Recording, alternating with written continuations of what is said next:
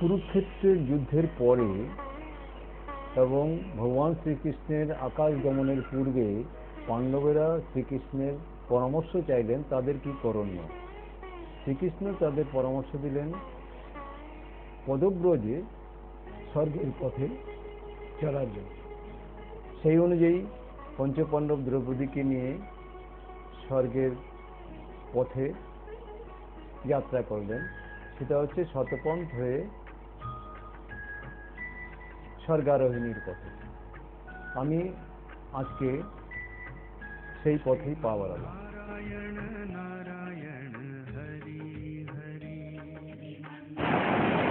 আমি চলেছি শতপন্থের উদ্দেশ্যে। অলকানন্দা বয়ে চলেছে বদ্রী স্থলে।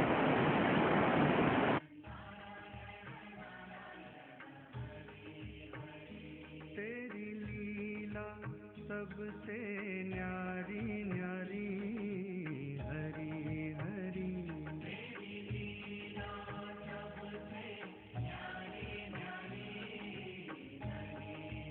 ओ तेरी लीला सबसे न्यारी न्यारी हरी हरी।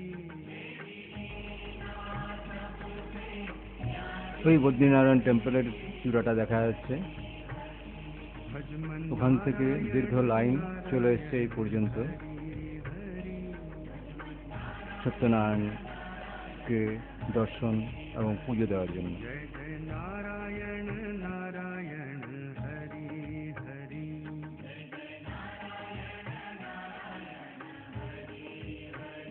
শ্রীমন্নারায়ণ নারায়ণ হরি হরি।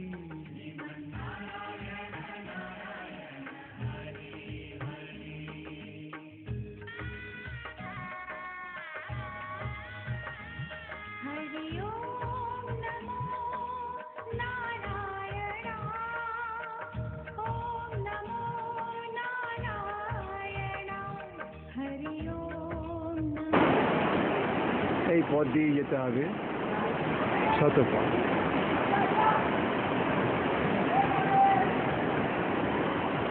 আমি আজ যাত্রা শুরু করলাম।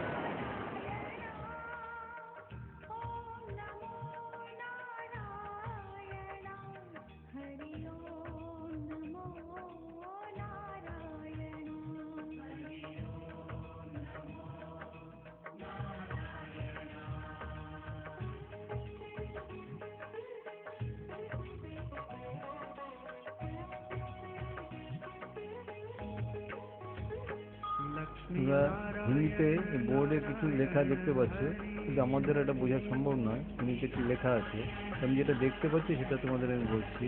এখানে দুটি নাগ নাগিনীর মারা যাওয়ার পরে পাথরে রূপান্তরিত হয়ে গেছে। এই যে সেইটা লোকাল লোকদের দ্বারা পূজিত হচ্ছে। বদ্রীনারায়ণ মন্দিরের পেছন দিক দিয়ে যে পুজো দেওয়ার জন্য যে লাইন হয়, সেই লাইনের পেছন দিক দিয়ে মানাগ্রামের দিকে যাওয়ার রাস্তায় এইটা দেখতে পাওয়া যায়। এখানে তোমরা দেখতে পাবে ওপার দিয়ে মানাগ্রামে যাওয়ার রাস্তা।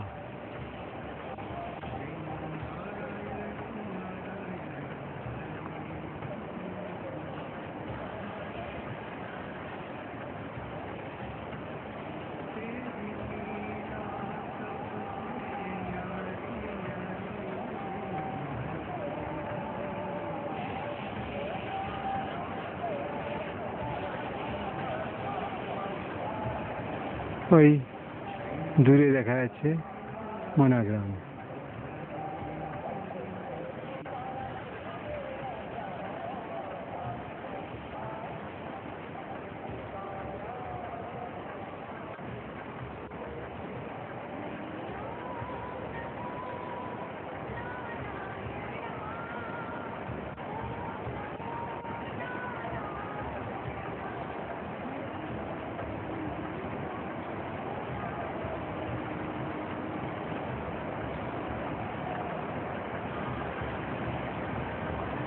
এই মেঠো পথ ধরে আমরা চললাম এখন শতপথের দিকে। আর এই জাংশন থেকে এই যে পাকা রাস্তাটা, এই রাস্তাটা চলে গেছে ভীমপুরের দিকে, মানাগ্রামের দিকে।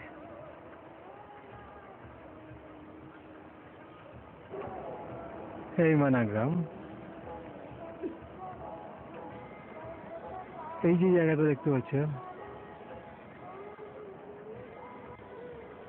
এই জায়গাটা, এইখানটা হচ্ছে সরস্বতী নদীর উৎস এবং ভীমপুর। এখান দিয়ে সিধে এই বাঁদিকে এই রাস্তাটা চলে গেছে। এখানে একটা মন্দির পরে রাস্তায়, এটা কুলদেবীর মন্দির। কুলদেবী হচ্ছে বদ্রী বিশালের মা। কুল অর্থাৎ মানে বদ্রী অর্থাৎ হচ্ছে কুল, কুল বৃক্ষ। এখানে লোকাল লোকেদের পূজিত মন্দির কুলদেবীর মন্দির।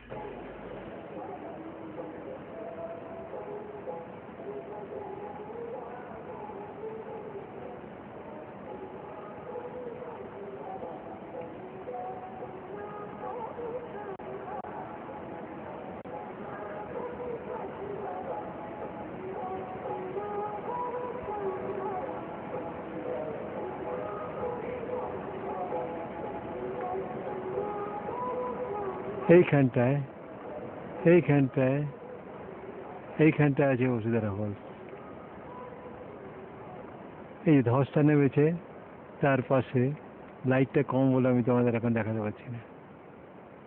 এই যে ধসটা দেখতে পাচ্ছ, তারই পাশে আছে বসুধারা ফলস।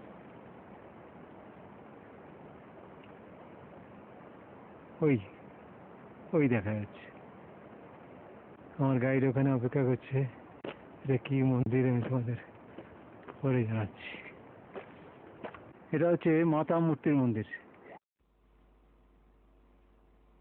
মাতা মূর্তি অর্থাৎ নারায়ণের মাতা। এইখানে ভগবান নারায়ণ যখন মন্দিরে প্রবেশ করেন, তারপরে মাতৃ দর্শনে উনি আসেন বছরে একবার। সেই জন্য এটা হচ্ছে মাতা মূর্তির মন্দির বলা হয়। আর এখানে এই মূর্তিকে, এই মাতা মূর্তির মন্দিরকে ঘিরে সবচেয়ে বড় মেলা হয় এখানে। ওই আমার পোর্টার আগে আগে যাচ্ছে।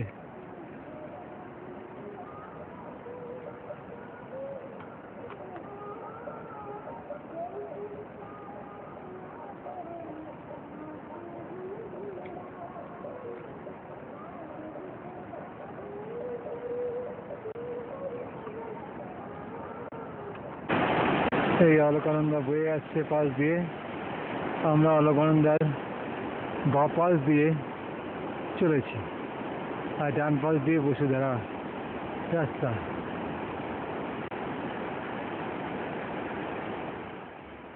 ওই রাস্তা চলে গেছে বসুধারার দিকে।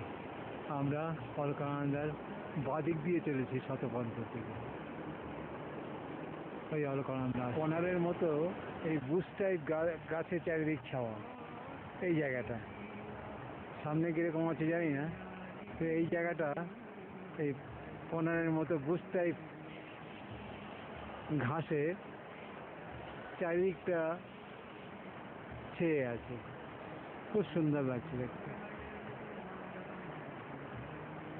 এই পথ দিয়েই সামনে এগিয়ে যেতে হবে শতপঞ্চের দিকে।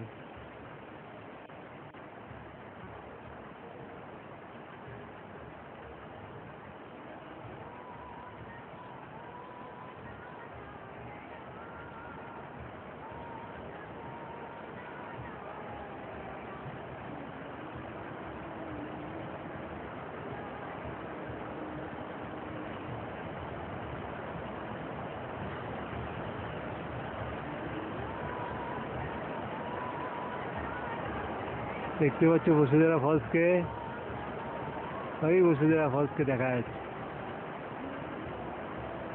এখান থেকে প্রায় 3-4 কিলোমিটার দূরে। আমি জুম করে নিয়ে তোমায় দেখাচ্ছি। এই পথ দিয়ে ডান পথ দিয়ে যেতে হবে বসুধারার দিকে, আর বাঁ দিক দিয়ে যাচ্ছি আমরা শতপঞ্চের দিকে। দেখতে পাচ্ছ সরু আলোর মতো রাস্তা। এই রাস্তা ধরে এগিয়ে যেতে হচ্ছে। রুক্ষ পথ, দুপাশে অজস্র ফুল গাছ। দেখো অজস্র ফুল গাছ ফুল ফুটে আছে। এক একটা এক এক রঙের, এক এক সময় এক এক রং দেখা যায়। কখনো হলুদ, কখনো লাল, কখনো ব্লু। দেখো, মাত্র 10-12 ফুটের ডিস্টেন্সের রাস্তাই বোঝা যাচ্ছে। এরপরে এখনো রাস্তা চেনার উপায় নেই। মানে 10-12 ফুট এগিয়ে গেলে আবার 10-12 ফুট দেখা যাবে কোথা দিয়ে যেতে হবে রাস্তা। এইভাবে বুশ টাইপ ঘাস এর বাগানের উপর দিয়ে ধীরে ধীরে এগিয়ে যেতে হবে লক্ষ্মী বনের দিকে, শতবন পৌঁছাবার জন্য। দেখো কত ধরনের ফুল গাছ রাস্তায় ছড়িয়ে রয়েছে। অপূর্ব অপূর্ব সব ফুল। আবার ফুল গাছ দেখো, আবার ভিন্ন ধরনের ফুল। তো পথে যে কত রকম ফুল গাছ, কি সুন্দর সুন্দর ফুল গাছ হয়ে আছে, কল্পনা করা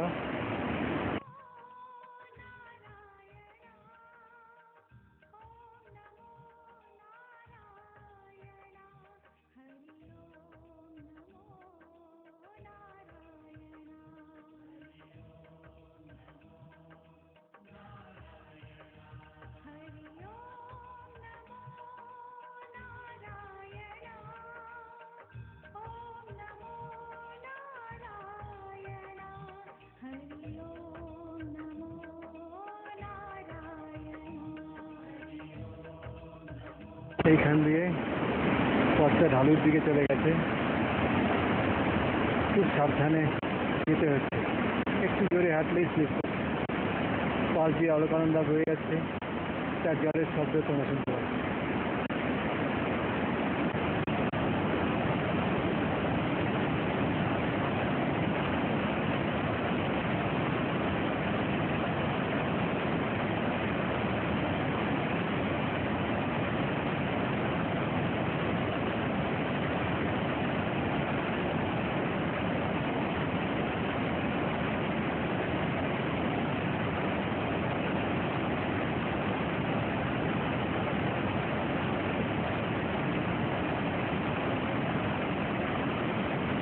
বৃদ্ধস্ব অলকানন্দা বয়ে আসছে উপর থেকে।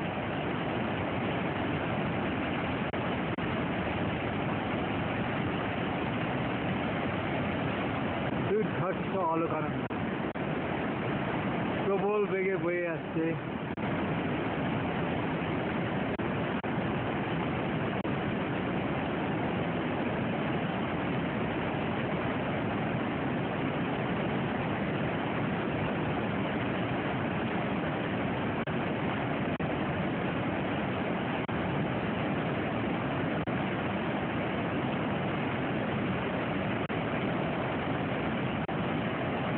অলকানন্দার পাশে ঝুড়ো মাটির পাহাড়। এই পাহাড়ে পা রাখা যায় না, পা রেখে বডিকে পুশ করলে পায়ের নিচে মাটি সরে যাচ্ছে। এইরকম দুর্ধর্ষ পথ দিয়ে আমি এই জায়গাটায়, ডিস্টেন্সটা প্রায় অ্যাবাউট 15-20 মিনিট দিয়ে এইরকম পাথুরে জায়গায় এসে পৌঁছেছি। এই পাথরে একটা পা যদি পাথর হসকে যায়, নিচে গড়িয়ে পড়তে হবে। তাই আমার গাইড এই পাথুরে পথ বেয়ে এগিয়ে চলেছে। ওইভাবে খাড়া উঠতে হবে। দেখা যাক গুরুর কৃপা কত দূর পৌঁছায়। কি দেখো, দুর্ধর্ষ যে পথ দিয়ে আমি এলাম, এই পথ দিয়ে যে কোনো সময় পথ ফরকে একেবারে অলকানন্দায় গিয়ে সমাধি করতে পারে। এই দুর্ধর্ষের পথের কথা কেউ বলেনি, হয়তো বলেনি যাতে যাত্রা বন্ধ হয়ে যাবে। তারপরে দেখো এই পাথুরে পথ, এই দেখো এই পাথুরে পথ বে বে বে বে বে এখানে এসে পৌঁছেছি। এইখান দিয়ে মনে হচ্ছে গিরি খাদ বেয়ে বেয়ে সেই যে বরফের শৃঙ্গ, সেই দিকে যেতে হবে। আমার গাইড কিন্তু ওই পথেই চলেছে। এই জিরো মাটির পাহাড়ের ধার বেয়ে বেয়ে বেয়ে বেয়ে চরম খাড়াই পাথরের পথ, চরম খাড়াই গিরিখাত বেয়ে বেয়ে এই পথ ধরে উঠে এসে এই চূড়াতে। তারপরে দেখো ওই একটা ঝর্ণা এসে অলকানন্দার সঙ্গে মিলছে, আবার অপূর্ব সুন্দর দৃশ্য।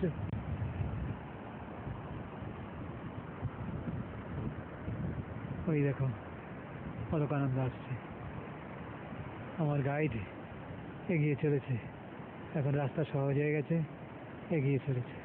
ও যে কীভাবে এই ঝুড়ো মাটির পথ বেয়ে এলো এত বড় বোঝা নিয়ে আমার বোধগম্য নয়। ওই আমার গাইড এগিয়ে যাচ্ছে, সামনে দেখো চারণ ক্ষেত্র, সমস্ত ভেড়া ছাগল সব কেউ বিশ্রাম নিচ্ছে, কেউ খাচ্ছে চারণ ভূমিতে। ওই মেষ পালকের ঘর। এই পথ ধরে আমাকে সামনের দিকে এগিয়ে যেতে হবে। এখন পথটা একটু মসৃণ মনে হচ্ছে।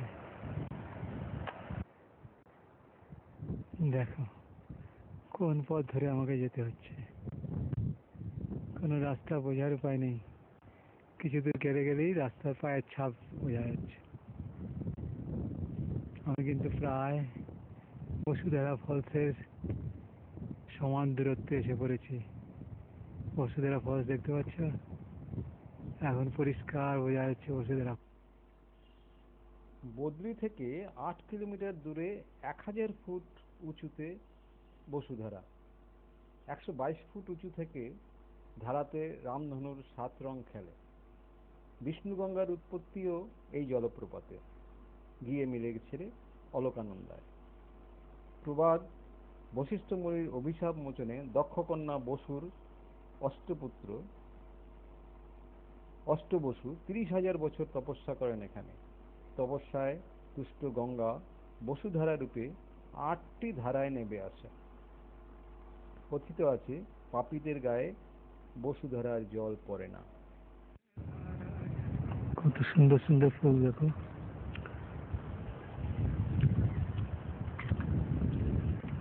পথের চারিদিকে এই ফুলের সমারোহ।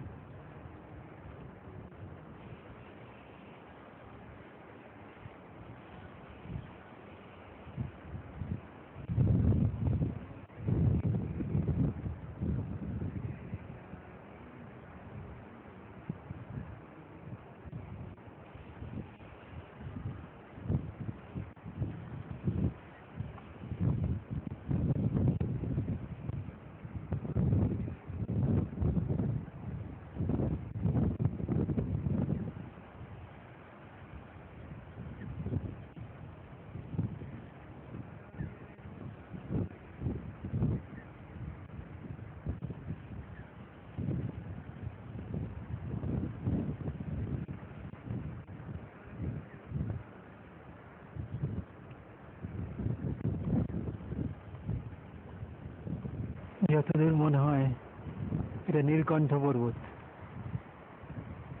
খুব যদি আমি ভুল না করে থাকি। কারণ গত বছর আমি